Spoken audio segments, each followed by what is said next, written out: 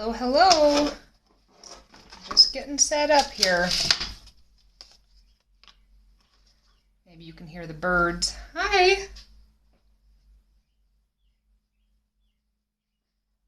feel like I'm finally starting to recognize people with their pictures and their usernames. Kaylee, right? I need to bring my desk down just a little bit so you can see a little more. How's everybody's Saturday going?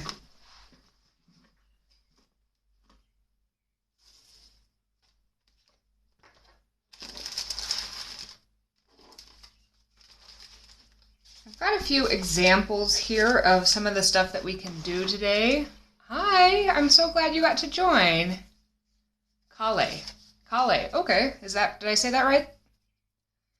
So we can do some flowy things that we turn into other stuff. We can just play with some shapes. We can do some tape relief stuff, which is kind of fun. Play with some wet on wet concepts. This one's really fun and easy to do too. Adding extra details and just taking advantage of the brush strokes. So we've got a bunch of stuff we can do and play with today.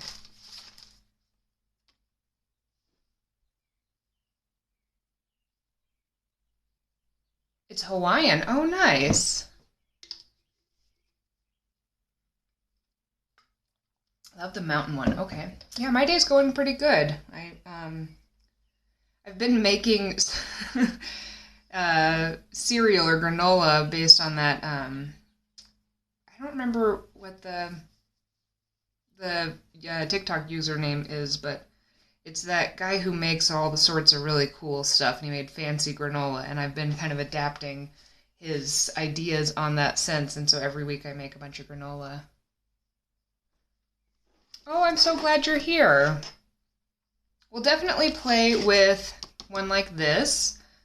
In general today, I know we're going to get started in a minute, but I'm going to kind of preview a few things. Part of the reason why I want to do this is I've just been a little stressed lately, and I find this really relaxing because you don't have any really pressures and you can kind of just go with the flow. The second is I've been having to test a whole bunch of stuff, and I have just a ton of these palettes of dried colors that I need to use because I hate wasting them. So I'm going to try to do my best to mainly use the ones that are in here. Feel free to do whatever colors you want to do. And then if I run out or I want something special, I've been wanting to play a little bit more with this prang, so I might dip into this. But I'm not entirely sure if I'll need to because I've got a ton of watercolor here. You can bring whatever tools you want. Let me close my studio door. It's a little noisy upstairs.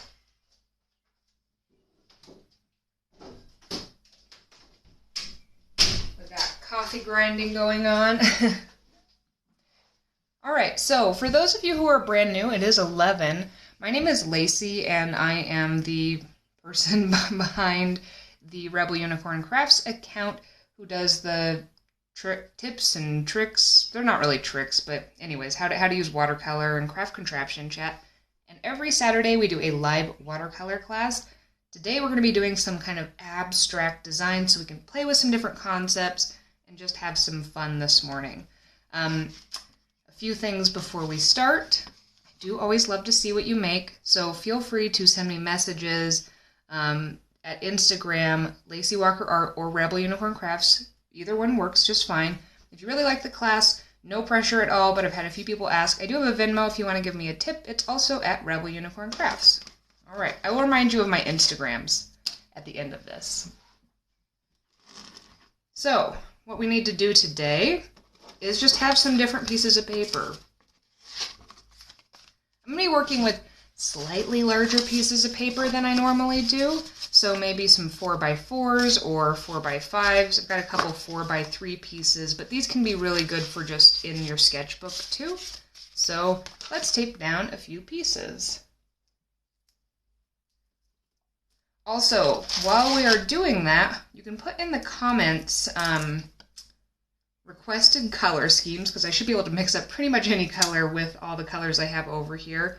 Or if you want, we can also just choose one from the Color Scheme Bible, which is one of my favorite little tricks on when I can't figure out what to do. I just kind of go in here and find one that I like. So let me know what you want to do for that.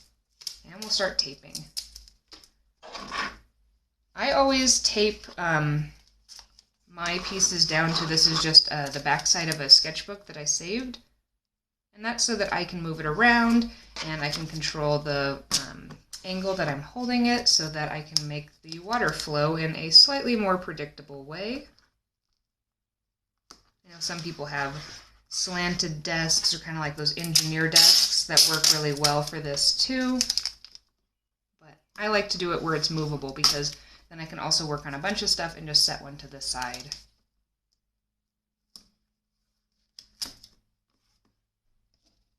I am using 140-pound paper, and I'm still trying to use what I have remaining of my Strathmore paper, because I don't want to waste it, but it's not my favorite one, especially because I think it's more expensive than the one I actually like, which seems wrong. I always thought that this was one of the better ones, and I think Strathmore does have some really good papers. I use a lot of their papers. You can actually use paper for acrylic painting, and they have acrylic, and they also have some nice like pastel type stuff that I've used in the past. I used to really like their drawing paper, but their watercolor is just, I don't know. I feel like it could be improved. So we'll get a couple on here, and maybe we can tape some more down. I don't know how many we'll do. We'll just kind of see how it goes and see how fast we're doing this.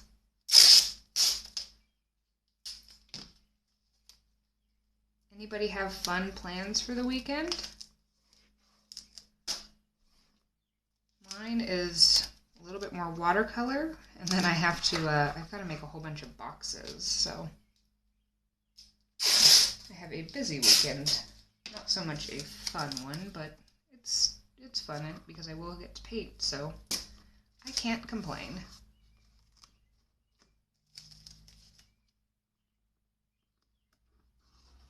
Alright, last chance for color scheme suggestions, or I'm going to open the book and just select one in case I don't feel inspired. And feel free to do whatever colors you want. You don't have to do the same ones I'm doing. All of these are really adaptable. Purple, maybe? Okay. Something with some purple. We can do that.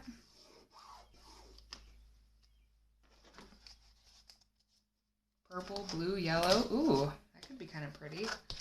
Let's look in here and see any of these purple schemes have some blue and some yellow in them. Yeah, that one does. That's kind of cool.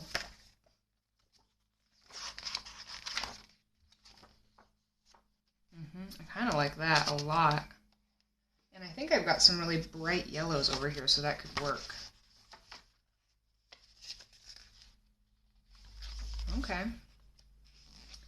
I do like the idea of doing the yellow with some blues as well, because then we can get some kind of cool bleeding of colors that will really mesh well together. So this is kind of in general what I'm going to be doing. This looks more yellow in person, but on camera it's kind of looking really green, but it won't be exactly this, but this is kind of the inspiration I'm going to go for. So this is the Color Scheme Bible. It's actually an interior design book, but I got this a couple years ago when I was really struggling with making decisions, and I was kind of having some art fatigue because there were too many decisions to make and I couldn't quite figure out what color schemes to do. And so sometimes this is just really nice to have some ideas that maybe I wouldn't come up with on my own, or to just take some of those decision-making things away from me so that I could just focus on the painting. So yeah, I think this is a fun book.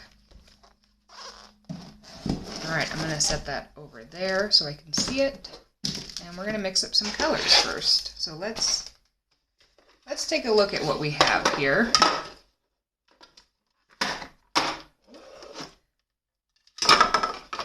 Alright, we've got a whole bunch here. So I need to make a decision on which ones I'm going to kind of cannibalize and which ones I will keep as they are. So I have a couple over here that are already kind of purple.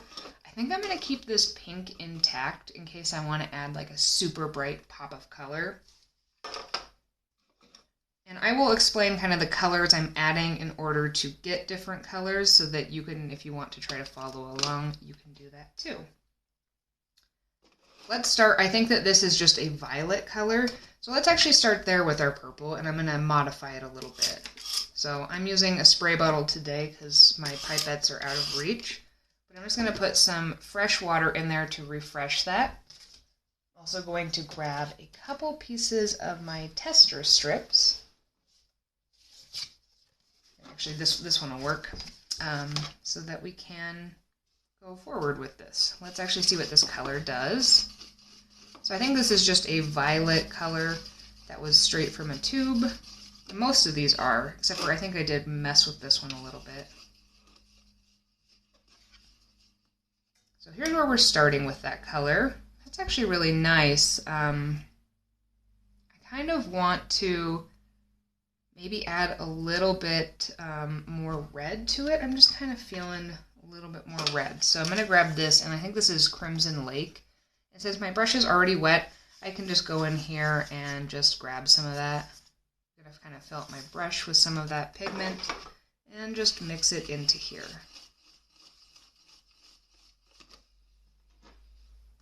For abstract, you can kind of go as you want to, but I also like to kind of have some preset colors already mixed up so that if I really get into the flow, I can just grab them and I don't have to make them in the middle.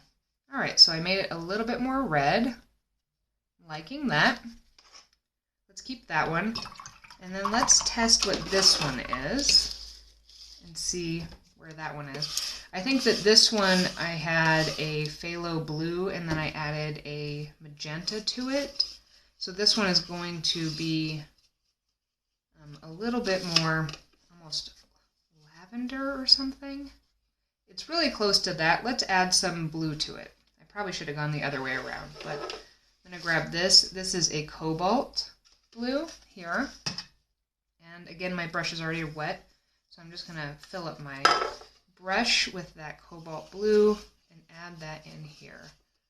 When I'm working in, like, I think purple is going to be my main color for this, what I like to do is make sure that I mix up like 2 to 3 different variations of a single color so that there's a little bit more depth before I add in my kind of accent colors.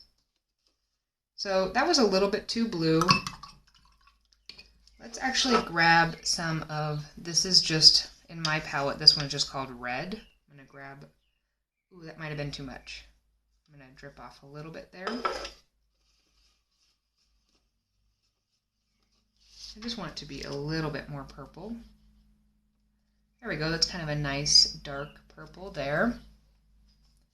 So we've got these 2. Now we need to actually use some of our blues.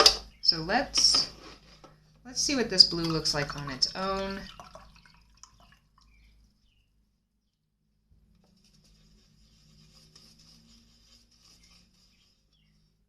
And this one, yeah, this one I'm pretty sure is a cobalt blue. That's a really pretty blue. And this is what it would be like with those. For some reason I'm feeling like I should add a little green to make this just a tiny bit teal. So let's take some of this. This is a yellow green. To put a little bit in my brush. Again, I might have grabbed too much, but let's find out what happens. There we go, and I'm just going to mix that into that cobalt blue. Oh, yes, I like this. I like that a lot. Yeah, I think that looks really good with those 2 colors. And then we need a bright yellow. Also, as a quick reminder, I always work with 2 cups of water. You can see one I keep clean water in, in case I want to actually use a pipette to add any color to any of these. And then one is for my washing of brushes. Those are off to the side though.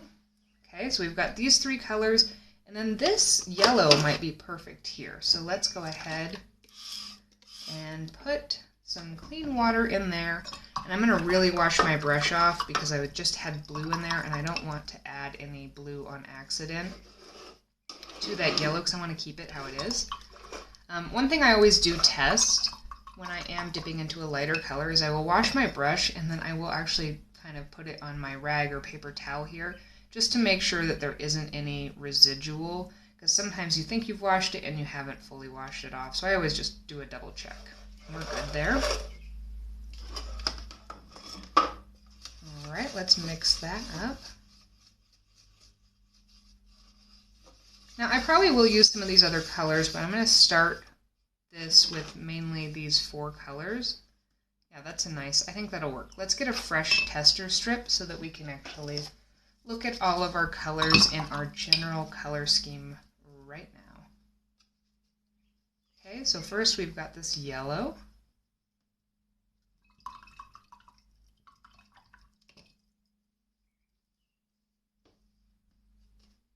Then we have this blue color. It's kind of a tealy steel blue color. We have a darker purple that's kind of diluted, but it's a kind of a deeper note of purple. And then we have more of a kind of burgundy purple. I think those will be really pretty together. Cool.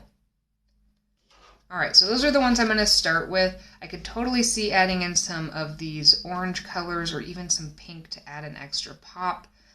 Maybe some of the greens in order to kind of tone down a piece, but that's where we're going to start. So I'm going to set some of these aside. We're actually going to grab our paper.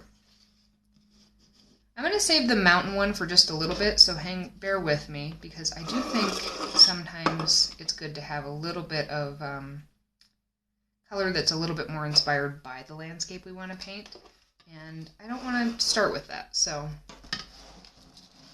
I did go a little off book from what I saw, but I think it'll work really well. Okay, here are my colors in general, ready to be grabbed. And here are my little paintings. Let's start with our easy, like this easy one. This one's just really fun to do, and we're going to let some of these colors bleed together. So I'm going to start with my yellows because I want them to be really crisp and pristine. And then I will transition to, I think, the blue. And then I'll go into at least one of those purpley colors at the bottom. And we want to work fast on this.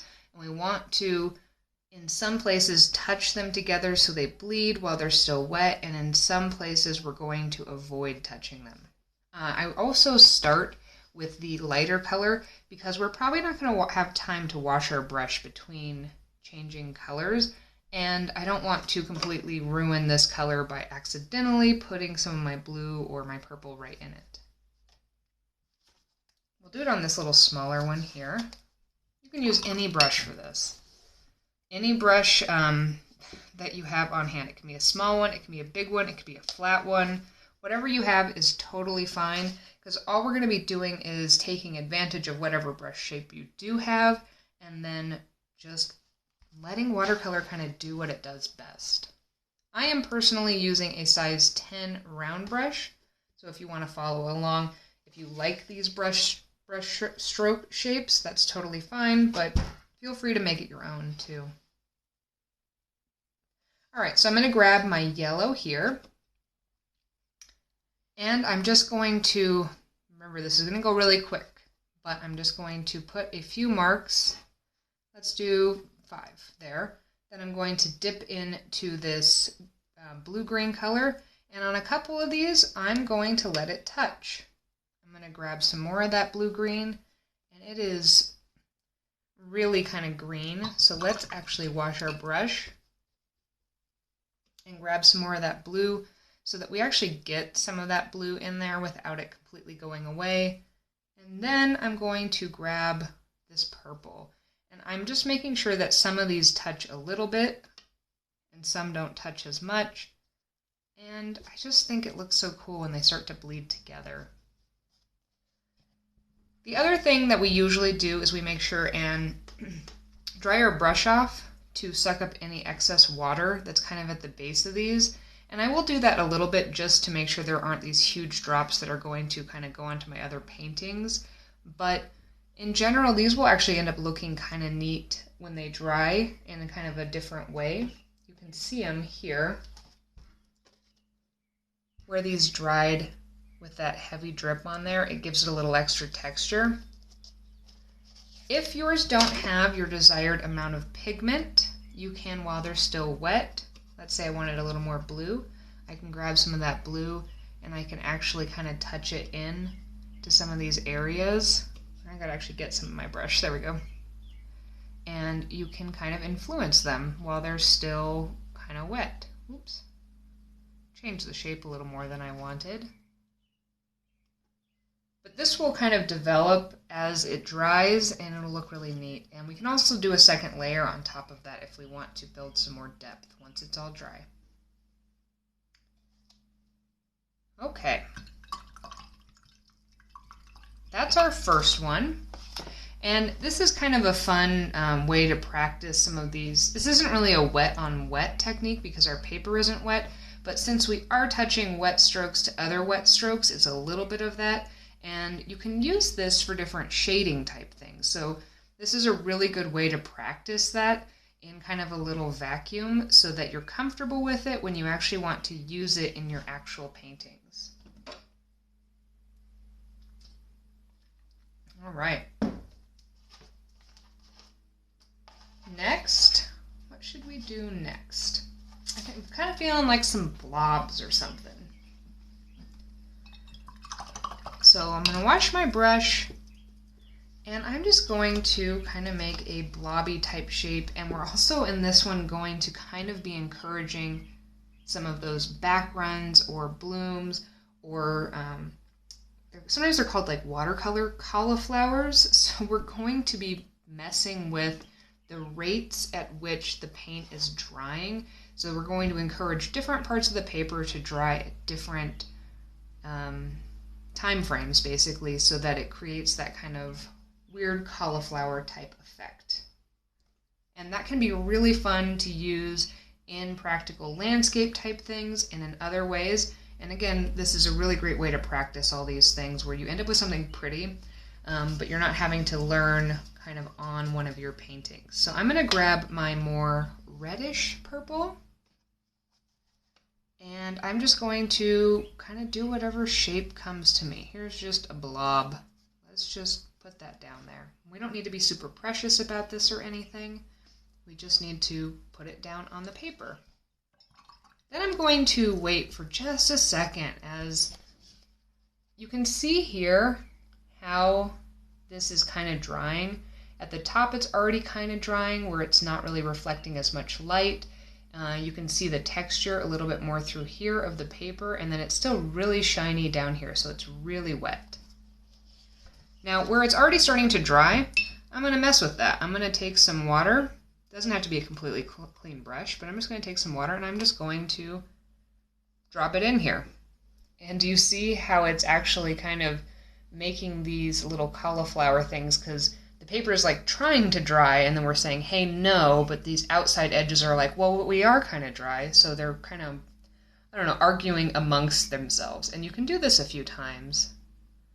Just grab a little water and kind of drop it in. You could maybe emphasize it right along the edge.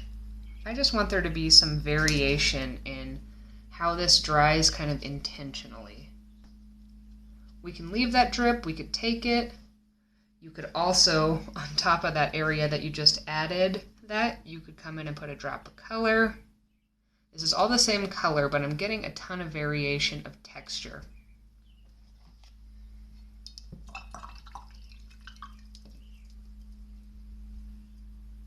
We can grab a little bit of that. And And you can see I can't do, once you get it really saturated like this, if I do anything else right now, it's not going to do a ton of anything because it's too wet, so it's just going to all kind of fall. But if we wait a minute, we could even do it a little bit more. We just want to make sure that the texture is starting to kind of show through and the shine is getting a little more mattified. Oh, thank you. That's all I really care about, is that you're learning, so thank you so much. Yeah, there's absolutely zero pressure to give me any sort of a tip. I really just appreciate that you're here. Okay, so as you can see, that's a little bit more mattified now. So if we did want to mess with this a little bit more, we can, or we can leave it. I'm going to mess just a little bit because this is our fun playtime and I feel like it. So I'm going to put a drop of water here and encourage that to happen again. And I think I will just leave that kind of as it is. I'm going to even let that big drip be there to encourage more of that variation. And it on itself, because it's going to be drying at a different time frame than the rest of this piece, this will also have some of those fun texturing effects. And let's actually make one more blob that doesn't touch it before we move on. So let's do that with, this yellow here.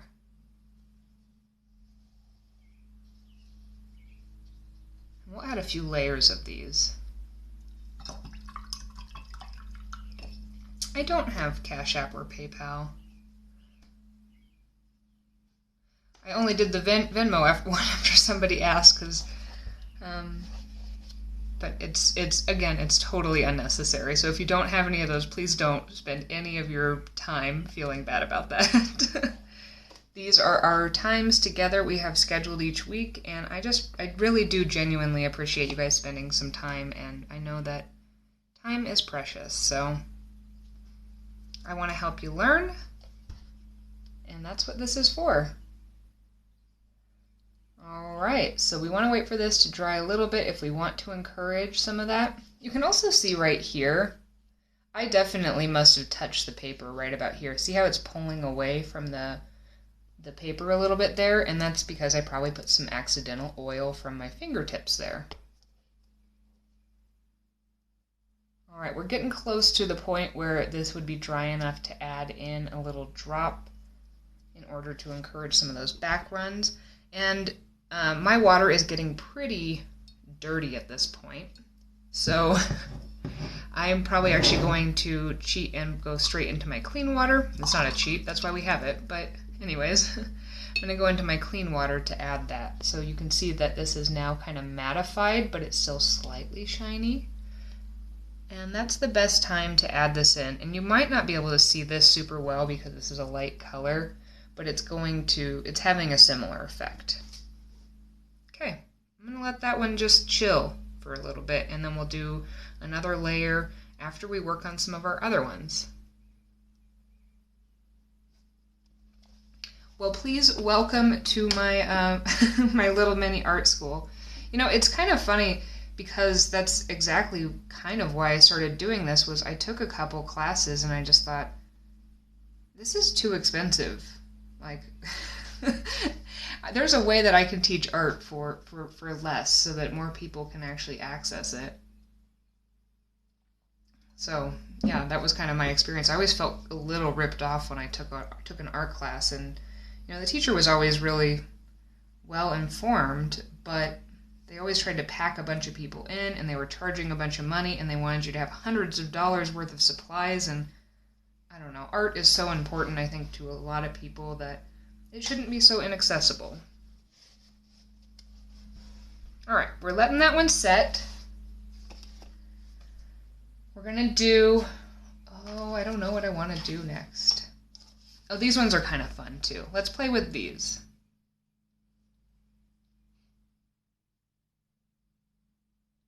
Took a drawing class, but it had to look like his style.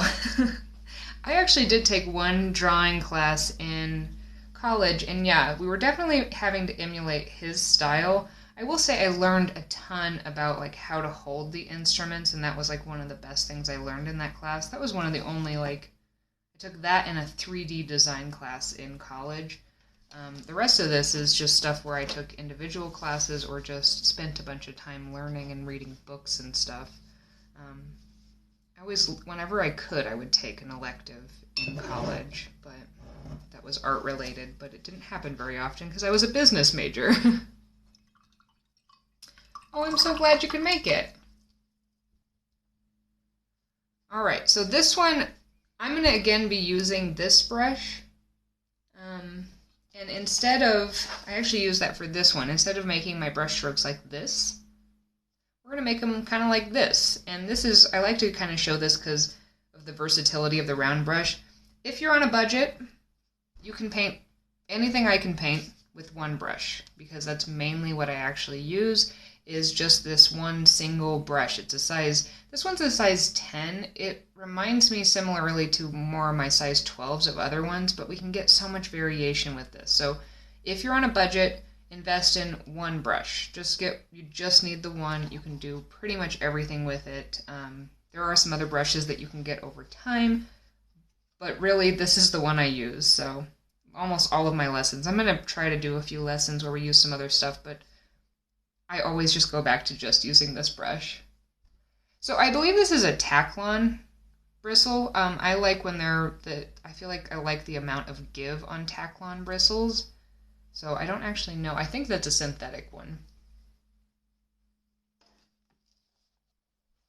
Alright, so on this one we're going to be using this brush in a slightly different way. And we're just going to start, I'm going to start with the lighter colors. So I'm going to start with some of my yellows. And I'm going to put these down, and this is another one where we want to kind of work in segments and work kind of fast. So I'm only going to do a couple of these because then I want to kind of play with them and try to get some of these other colors sticking to the sides while it's still wet. Alright, so I'm just going to, again, I'm holding my brush a little different, and we're just going to kind of drag it. And these don't have to be perfect. We're kind of trying to just do something a little funky here, so it's totally good. Drying my brush, I'm going to grab, I want some of this teal color. I think this will look beautiful in here. And you can either dot it in, that's kind of fun, or you can drag it along the edges if you want to concentrate it in one area. I don't know, maybe you want to see what happens if you do some lines. These will kind of flow together. Let's put some here too. Just play with it. We're just having fun today. Maybe we even go back with some of this yellow and drop it in the middle of some of these. Ooh, that's kind of fun. How often do I go live? So every Saturday at the same time, I will have a live class, unless there's some sort of scheduling type thing where I have to move it to another day. But my plan is to do these every single week so that we have a class time together. And then I jump on live usually once or twice during the week just while I'm working on other stuff, just to kind of chat and see how everybody's doing, show you what I'm doing. If you've got questions, I can answer it. I'm going to go in with a little bit more of that blue just to try to concentrate this in a few areas. You need new brushes. Well, the good news is for today, since we're just doing whatever, it doesn't really matter how good your brushes are. Ooh, yeah, I like how much more concentrated that is. Okay. Also, here, I'll give you a sneak peek. I do usually switch out for this class so that I have kind of a nicer looking brush, and I do use the one I'm using a lot today, but this is what most of my brushes end up looking like because I'm a very bad brush owner, but the bristles and the tip are still very usable. You love it so far? Oh, that's good, yeah. What beginner's kit did you get from Amazon? If anybody is looking for, I just started testing these the other day, and one thing I was impressed by was the brush that this came with. Let me see if I can find it. Where are you? Here it is. Usually the beginner's kits come with like a really poor brush. I don't know. like it's just poor quality. But the brush that came in this is a little bit smaller than what I would like to be included in most of these, but it's very similar quality to the brush that I actually use. So if you're, so far in my opinion, this Prang one has actually been really good, and I think it was like $9. So yeah. All right, let's add some more here. I'm gonna now do one of these purple colors. Let's get this kind of darker, deeper purple that's also light. And let's just make some more strokes. One here, one here. Let's do 3 at a time. Artist row set with your code. Huh. Cool. Nordberg and Linden watercolor set. Nice. I'm gonna put some more of this blue color in these before it dries, and I'm just gonna do kind of similar things. You could change up what you're doing, make different patterns. Just drop in some color, just let it flow. And then let's see what happens if we add some of that bright yellow to this purple. This could either kind of separate the colors, or it could end up looking pretty dull. So we're just gonna find out. Ooh, that's fun. Okay, I kind of like that. See, it did actually kind of push some of those colors away. It's kind of nice. Nice, not nice. It's your pandemic hobby, even though you're not very artsy. Hey, I think everybody is artsy to a degree. You know, some people enjoy it more than others, and I think it's just really all about how much you enjoy it. So if you enjoy it, you should 100% do it. People always tell me that they're not creative, and they're always the people who are wearing like a super cool outfit and whatnot. And I was like, well, you are creative. You dress yourself in a really cool, creative way today, and we all use creativity. We just use it in different ways. All right, I kind of want to throw some pink in this. I'm just feeling some pink today. So I've got some of this is like it's an opera that I've mixed with a red. So it's kind of a pinky red. And I'm just going to grab some really bright. I think it might be a little bit brighter than I want, but we're going with it. There we go. Let's put some here and here. And I think some of that purple will look really cool in here. Let's put some purple.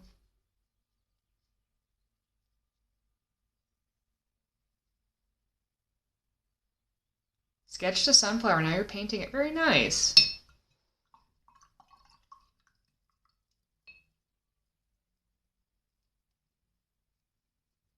I have a hard time wanting to draw out the painting I want to do. Yeah, that's sometimes the hardest step, is the drawing. I'm going to get my blue, and I'm also going to put some of that in there. I'm just doing what I feel today here.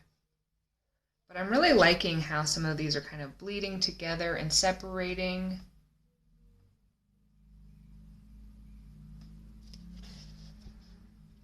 Also, if you're really struggling with sketching, sometimes it's nice to just work on just your painting skills. There are some YouTube videos, look for transfer drawings, and you can actually take a reference photo, and you should try to find reference photos from places that have royalty-free photos. I like Unsplash. It's UNSPLASH.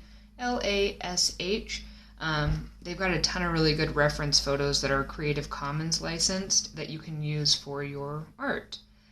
But if you look up how to do transfer ones, all you really need is to be able to print it out, and then you need some charcoal, and you can actually you can transfer the image on, and sometimes it's nice just to focus on that instead of having to also paint.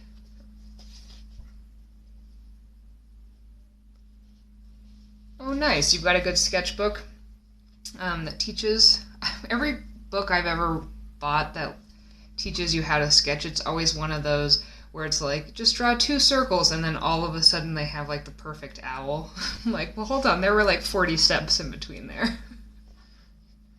But drawing is just about practice, that's for sure. Alright, cool. We've got that one. I want to go back up to this one. Mine is dry enough, so I'm going to add some other colors on top of there. I need to get some of this blue before this blue is gone. I'm going to put a little more water. This is going to be a little bit lighter, but I still want some of this blue. And I'm going to intentionally, these are all both dry, I'm going to intentionally kind of overlap these blobs on these other ones, so it will do a few things. One is we can see some of it, and it's also going to kind of shade or glaze or tone those other two in an interesting way. This is like a pretty artist Venn diagram, I suppose. Oh, it's a watercolor book, and they provide the sketches. Oh, nice. That's really cool.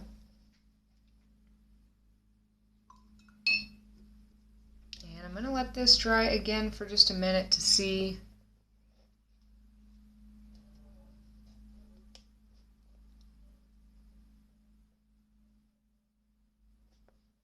Watercolor with me in the forest. Oh, cool. Drawing for the Absolute and Utter Beginner by Garcia is excellent. Good suggestions. I haven't read either of those, but they're good suggestions. Thank you for sharing.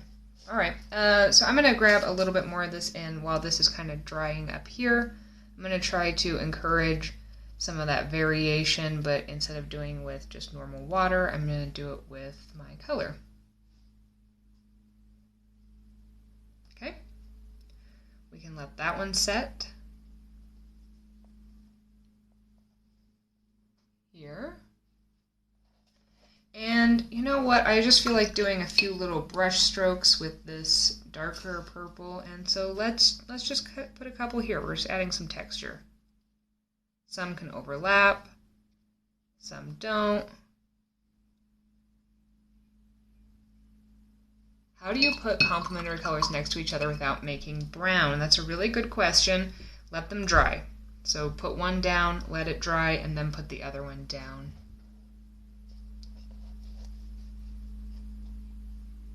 Okay, we've got that there. And then for this one, I want to do something like this here. So I'm going to actually mix up some new colors.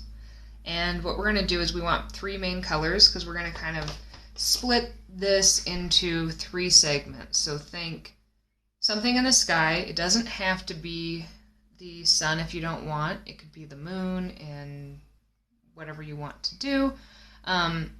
Something maybe like mountains or hills, and then something in the foreground. So in general, I really love these 3 colors together, this yellow and then kind of a blue with this rusty type color. I think they look really nice. So I am going to turn this orange right here. I think this is actually just called orange in my palette. I'm going to turn this into this rusty type color here. So we're going to refresh the orange. And look how this is dried. It's actually flaking up a little bit. So I'm just going to add some water in there.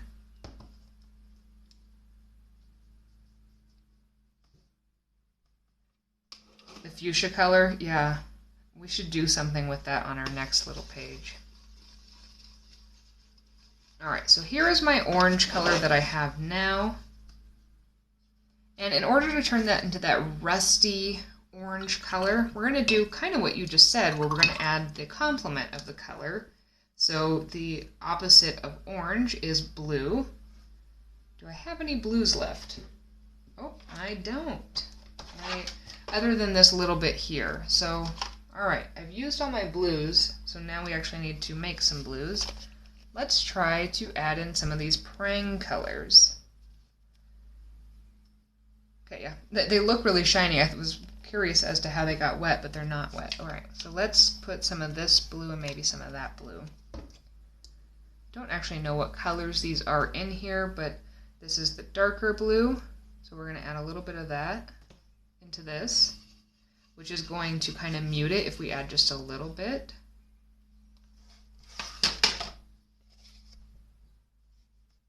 You can see it's a little bit muted. We can add a little bit more. I'm going to wash my brush so that I don't put that other color on there. I'm going to grab this color here. Ooh, too much. Okay. I'm going to wash my brush so that I don't put that extra in there. There we go. So that mutes that color from there to there. And then I'm going to add some red to it. So let's go ahead and grab some of this red here.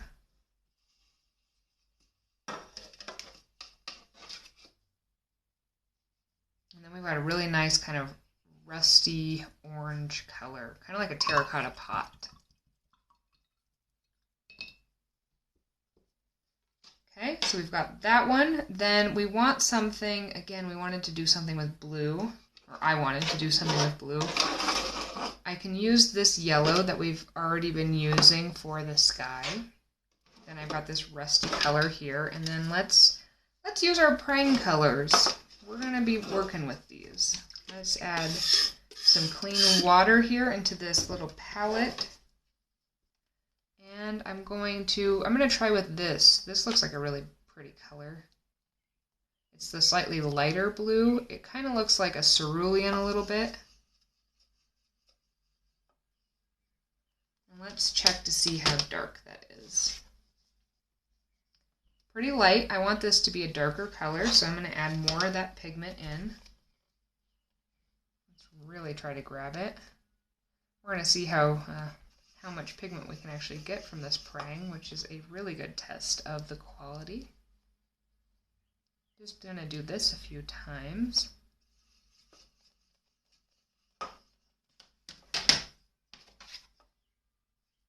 It's definitely getting darker. I still want it to be a little darker. So let's grab some more.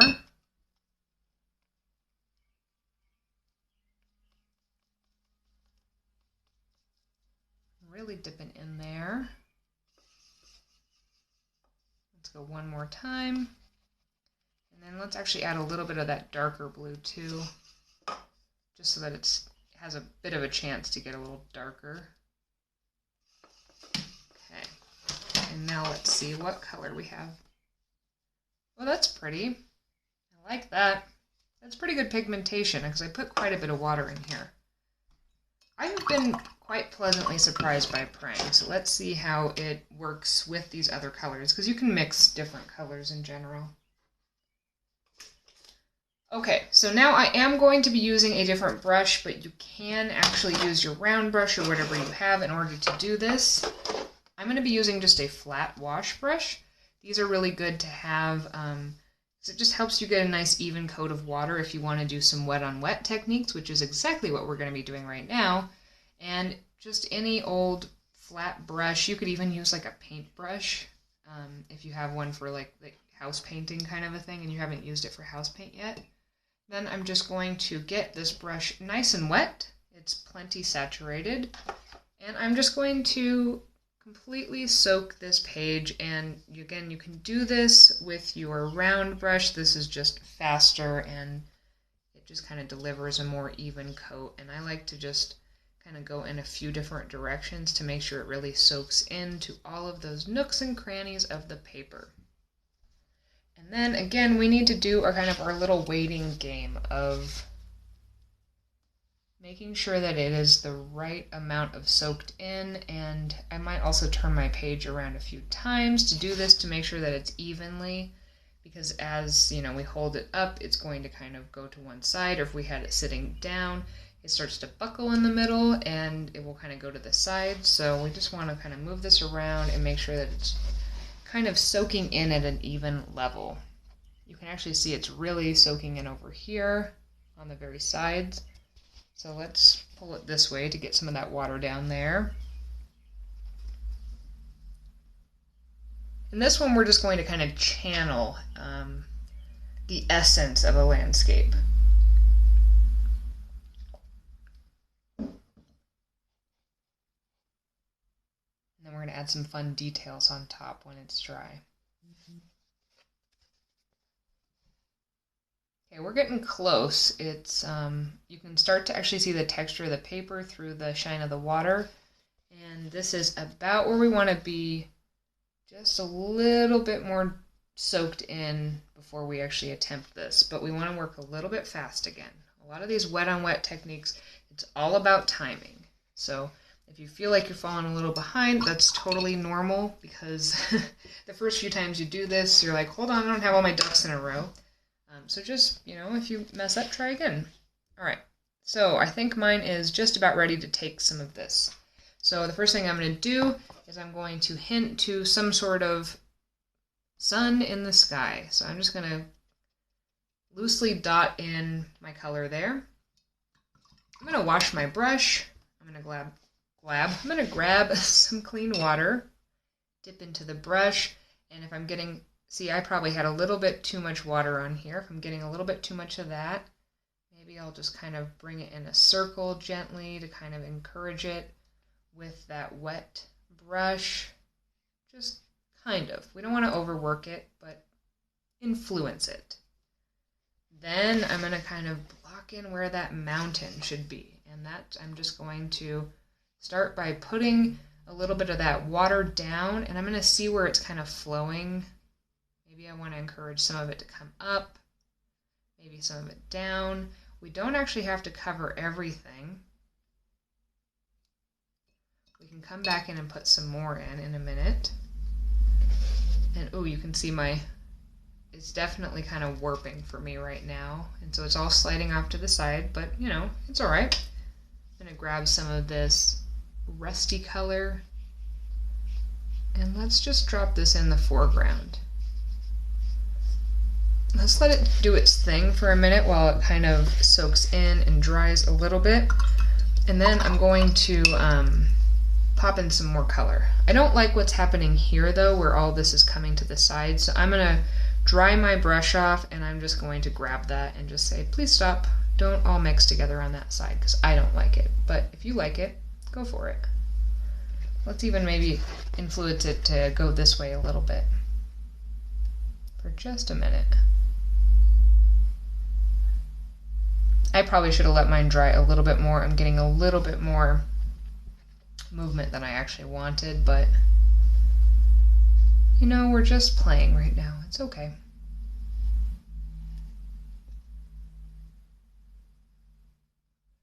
Do I have a permanent TikTok for the multicolor on top?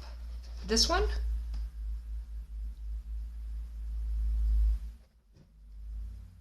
I am, so the ones that we're doing today, I filmed the other night, and I will be making kind of standalone TikToks about some of these things and how to do them. I just posted a video on how to make a really cool geode that's kind of fun. But yeah, some of these will be coming out. So I'm going to show how to do a lot of these techniques in the coming week through TikToks where you can kind of follow along with them. I'm also going to be working on a YouTube video so you can do these in more depth. Alright, so this is starting to dry enough to where if I want to maybe concentrate some color in a few areas, sometimes that's nice to do, just to give it some variation. Yeah, of course.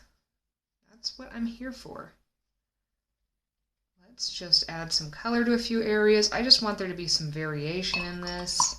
If you didn't like that there was a whole bunch of color in one area, you can wash and kind of dry your brush off so it's just damp, and you can actually kind of lift up some of that color if you wanted to kind of hint to the mountains maybe popping out a little bit more, or even hint to some sort of snow or something like that. I'm not trying to overthink this too much, so I'm just kind of letting it do what it wants to. We could also add in a little bit of this yellow into the bottom to kind of bring some of that yellow from the sky into the foreground, just to kind of balance it a little bit. And then we just need to be patient and let this one dry because we want to add pen to this. And the pen I'm going to use, there are waterproof pens that you could do this first, but sometimes I think this is a really fun exercise to kind of just see what happens with the watercolor, and then we get to like create a little drawing with it based on what it gives us. But we got to let it actually dry before we can put that pen on there, because the pen I'm using is not waterproof.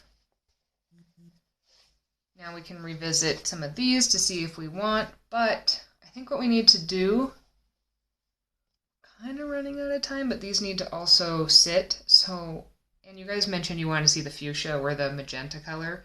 So let's tape down another one and let's play with that fuchsia color while we're letting these dry to see if we want to add anything extra to any of these. I'm going to set this one aside. I'm going to grab another one of these.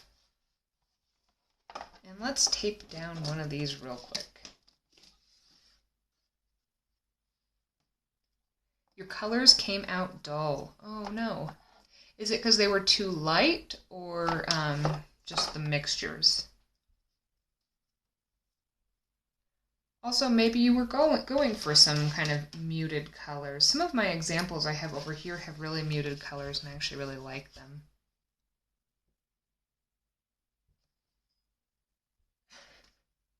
It's so much easier, it seems. The laws of art at my house. I mean, it's one of those things too where, you know, once you practice, you kind of just, you get to know your supplies better. So if you're looking at what I'm doing and you're thinking, why isn't it working that way? It will eventually work that way for you. It's just, you just got to get to know it. And I know that's the really frustrating part of art, is you see somebody do something and you think, oh yeah, just do. It was so easy for them. Well, it was at that time, but it wasn't previously. So I have full faith that you will make it look that easy. In Hawaii, just woke up for the live class. Thanks. Oh, you're welcome. The mixtures. Yep, that's a lot. So the mixtures, if your mixtures are looking dull or not quite what you want, that's also another really good reason to do these abstract exercises, because you get to practice, and you get to practice mixing colors, and the only way to get better at mixing the colors is by doing it.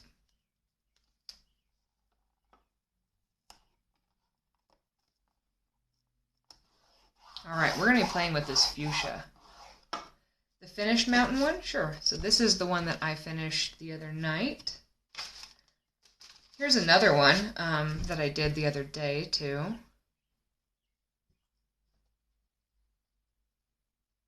And I'll show you how I draw that on once the one is dry enough to actually do it. All right, so we're going to play with some fuchsia. What do we want to do here? Okay, I know what I want to do. Yes, and that's why we're practicing this today. So, ooh, sorry about that. That was probably really loud. All right, I want to make a circle with water, or some sort of a round shape. And let's just take our clean water and let's just make a little blob. I'm going to try to show this to you guys with using the reflection, because I want to put some fuchsia in this. And let's just kind of put this blob here. Maybe even intentionally make it not circly so that you don't feel the pressure of having to have a perfect circle. And then, so this fuchsia color here is dry. I have not added any water to it, but my brush is wet, so I can pick up some of that pigment, and it's going to be super concentrated in here. And now I'm going to just drag this along the edges where I see that shine. It's kind of going away already. Should have moved faster. Let's just kind of put it along here and see what happens. That pink color. Yes, I hope that you guys keep going. I don't want you to get frustrated and give up. Let's put some more here. Maybe it's a little boring how it is now, so maybe we just grab some water and we just dip it in to encourage this to flow a little bit more. flow here too. I'm thinking we should drop in some of that really bright yellow because I think that would be a nice contrast. So let's grab that here. I cleaned my brush and let's put it here. Sure. And this is just, again, a lot of these exercises, they're just kind of pretty and fun. But what we're really doing is we're just getting to know that water control and seeing how it works. And so yeah, if you're struggling with this, one of my recommendations is just do some kind of inspired abstract ones. And I'm planning on trying to edit this video this week and have it up, and so you can follow along. I will post this live after this too, but I'm going to have more of a step-by-step simplified YouTube video too. That hopefully will make things a little bit more concise, that you can pause and kind of work along with. But I'm just kind of seeing what happens and seeing what I like, and this is kind of funny how this split here. I don't know, let's do some pink there. Add some texture. An animal cell? Oh, that's so funny you said that. I did, when I was learning watercolor, one of the first like little series, quote unquote, I did was, I called it Under the Microscope, and I did, let's lean into that. I did just a whole bunch of stuff that was inspired kind of by what you would see on under a microscope. So I would make a bunch of little creatures, like this might be a cell, and maybe this is, yeah, let's kind of make this maybe the nucleus. Hint to it here. And then I would do other guys that were, you know, like some sort of amoeba type, or this would maybe be more like an amoeba, but some sort of something that has flagella on it where we can add the details later. But so let's add in a little long blob here. Yeah, let's do a cellular inspired one here.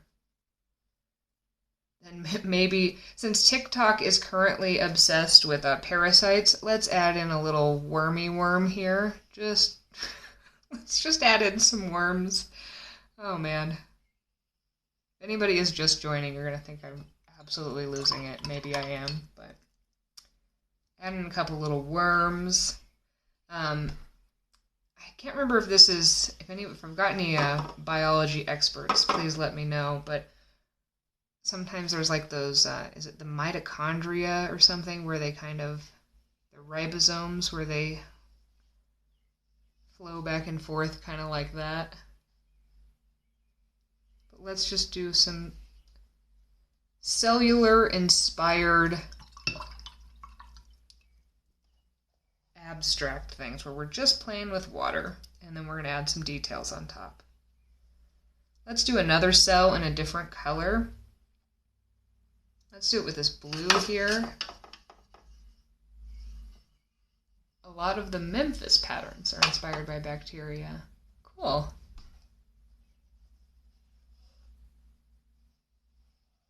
Let's put another little blobby there. Maybe there's another one of those little dudes over here too.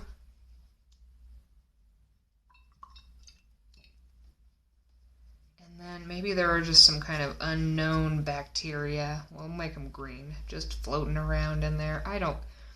This one, I don't know how this one's going to turn out. This one will need a lot of help, but... Alright, let's leave that one alone. I've officially lost it. Let's just set that one to the side, and we'll see what we can make of it in a minute. Alright. Going back over to this guy here. So if we wanted to, well, this is dry now on this one. So I actually kind of want to see if I can add in a second layer to see if I can bump up the colors on some of these in certain areas. We're just doing some abstract type designs. And yeah, if you're just joining, feel free to jump in. And also I will be posting this to YouTube right afterwards. So if you missed part of it and you want the replay, it will be there for you. So this one is dry, and we're just doing brush strokes, and we're just doing colors that are going to kind of mesh together and we're going to be going really fast. So I want a second layer because I just want more contrast. I also want a little more variation up here because I think this is, I don't like the shape of it, but that's personal preference. So I'm just going to put one here, and put one here to bring it up a little bit more, maybe here. Grab this blue that's going to turn green, bring it here and here.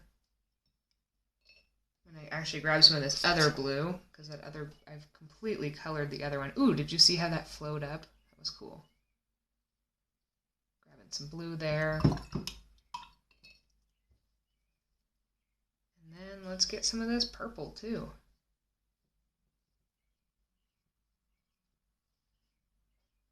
Alright, I actually like that a lot better now that there's kind of that second layer. There's certain parts that are darker now, certain parts that are lighter, and I don't know, I like it more. Okay, so now we're kind of at the point where I won't be able to add it quite yet, but close. Let's add in just some fun details to some of these other guys with our pen. I'm going to set these aside. You can use gel pens on the top of these or whatever pens. Sharpies are nice on these. I'm going to be using this Papermate pen. And let's start with that kind of fun thing that people were doing, the doodle that people were doing earlier this year, where you just put some points in a path. So I want my path to go from here and then maybe up like this. So you just put some dots and you want to vary how far away from each other they are. Okay, I've got a few dots there that I put down, and then we just want to connect the dots with these little lines.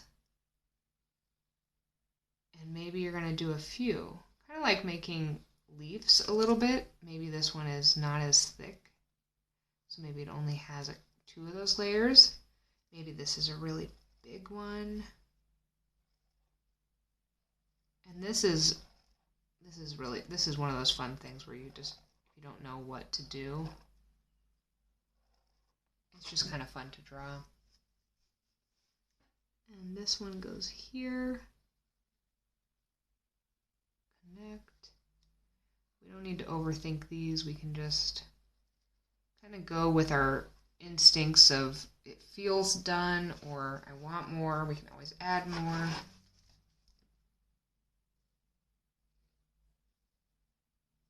Sometimes adding a little bit on top of a painting, it really does just kind of like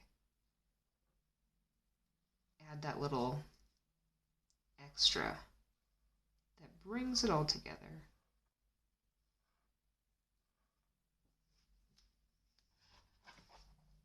I think that looks pretty cool now. Oh, please dry faster. I should have actually done one of these that was already dry, kind of like on a cooking show where they put it in the oven and then all of a sudden they pull out a perfectly finished one because they've prepared it earlier or somebody has. That would be fun. Let's see. Sometimes you can kind of tell how dry a painting is if it feels cool. Like it might feel dry at first, but if it's like, if it's warped, you can tell it's still more wet because they do settle back down. But 2 is you can really feel the coolness coming off of the painting. I don't think that one's ready yet. I don't want to ruin my pen or it, because if I put this pen on there while this is still wet, it'll do a couple things. One, I don't know if anybody's ever tried to put a marker or something onto something wet and it actually makes like the ink kind of retract into the pen. It might do that. And then also, it will bleed on here and we won't have nice crisp lines. Oh, hello, I'm so glad.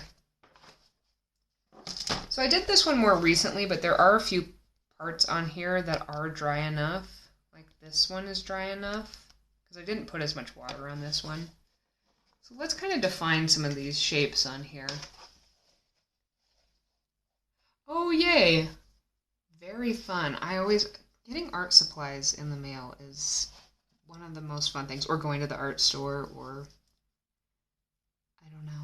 All right, so this one I'm going to put some flagella on, so I'm actually going to outline this. Here he is. Let's give him some little legs.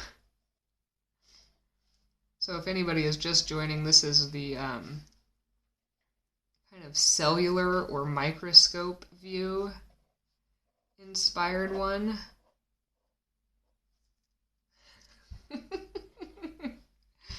I don't know why, but I've decided that this guy's name is Frank. It just seems very fitting to me.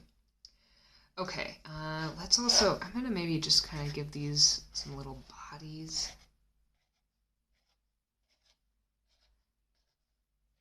Sometimes this is really fun if you have a painting that you're looking at that you're just thinking, that is not great, or it needs something more. Adding some little details like this, I feel like it really bumps up whatever it is, and it just helps.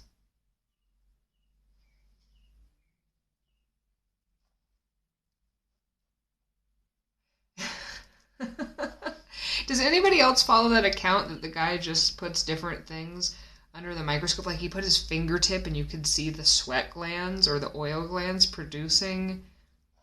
Oh, that was bizarre. I love watching that though. So this is a Papermate felt tip pen. Hey, let's grab some markers too. Let's just so you can see the difference of a few different supplies. Okay, here's a Sharpie. I can put Sharpies on these too. Let's put it, I think it's dry enough over here. Again, I'm trying to wait till this is dry.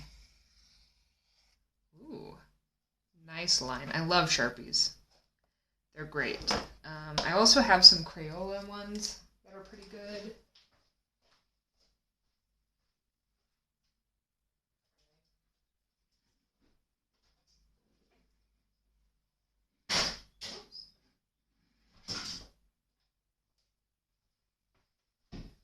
Just knocking boxes off in my shelves, but we could take these are just these like super tip markers, so if you've got kids, you might already have some of these in your house.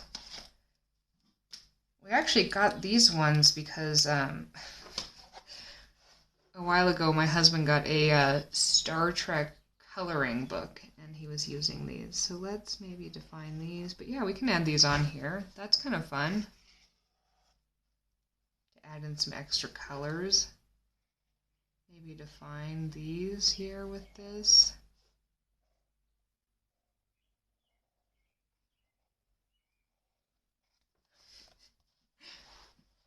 So yeah, we can add all sorts of fun stuff to the tops of our paintings. Also, sometimes it's fun to add in. You could also do metallic watercolor on the top of these, or you could take like some metallic gel pens and add in other details, like maybe we actually want some metallic lines in these.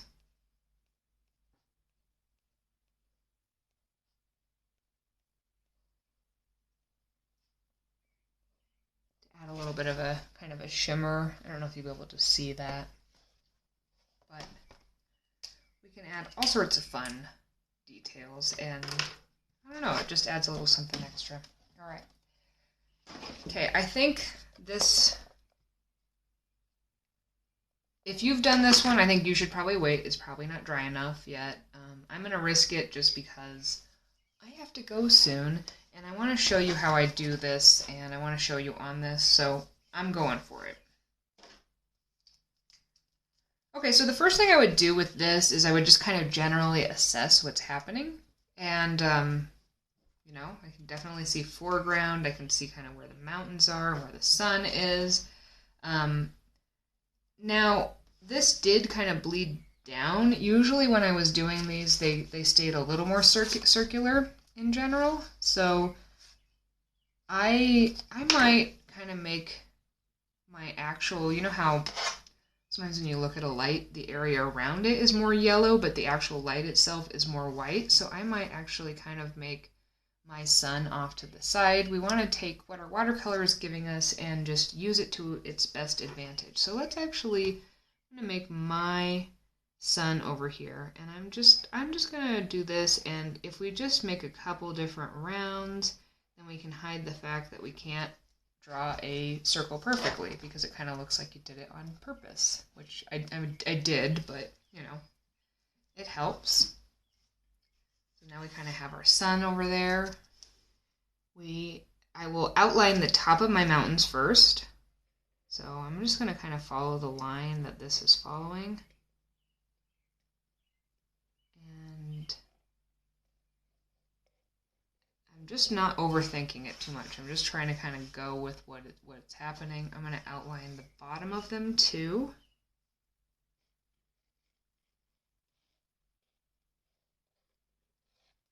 Just kind of roughly along those edges.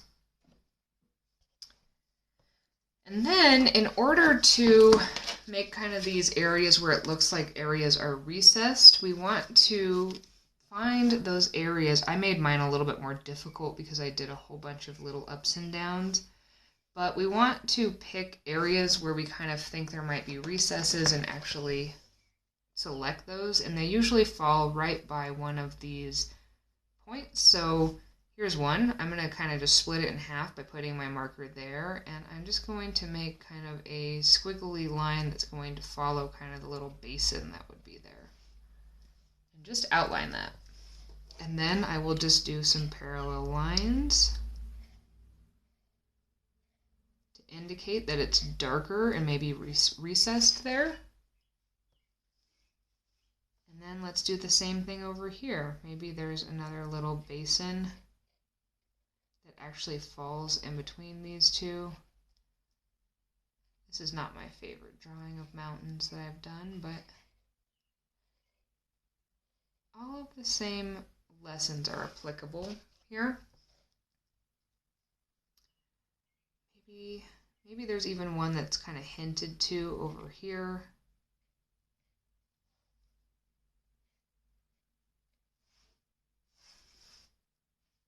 I like my other ones better, so here you can look at those ones, but you know, not all of them are going to work out perfectly.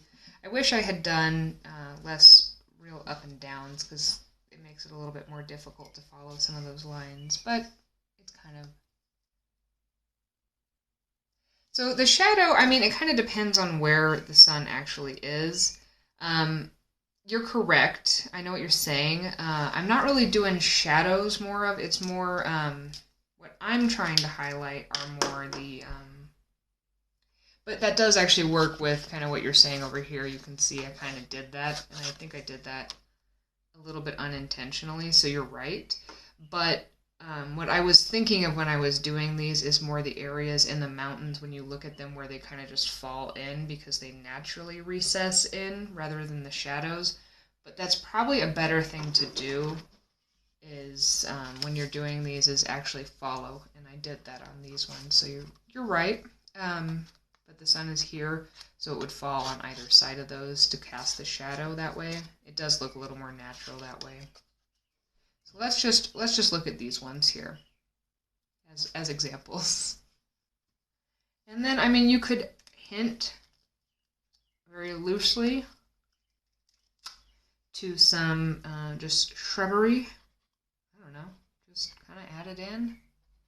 Don't need to make it perfect. Just hint to some movement in the foreground.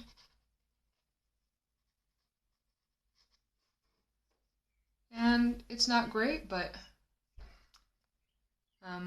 yeah, I think your point might be better to actually follow the lines of the shadows. It does maybe look more natural.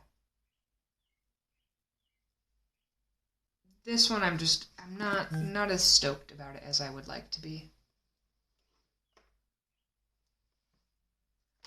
Okay, cool. So let's review what we did today. We learned a lot of like wet on wet techniques and letting watercolors blend. We also did a little bit of layering here and here. And then we added a whole bunch of details with some extra media. So we've got some mixed media pieces here. I'm going to be wrapping up this lesson, so if you have any other questions, I've got just a few minutes that I can answer some.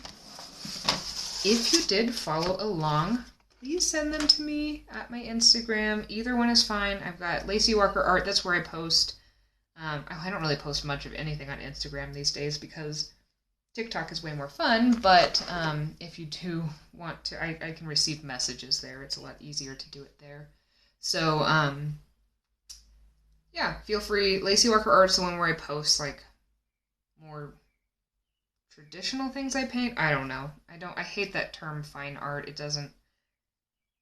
I just don't like it. But that's a personal preference. And Rebel Unicorn Crafts is the one that I post more of like experimental stuff on. So either one is fine. I have them both on my phone. So feel free to share and send pictures. It really does make my whole day.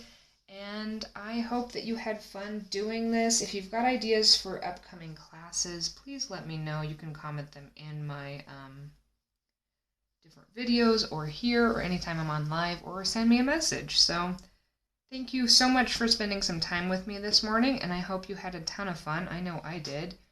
And I will see you guys again next week.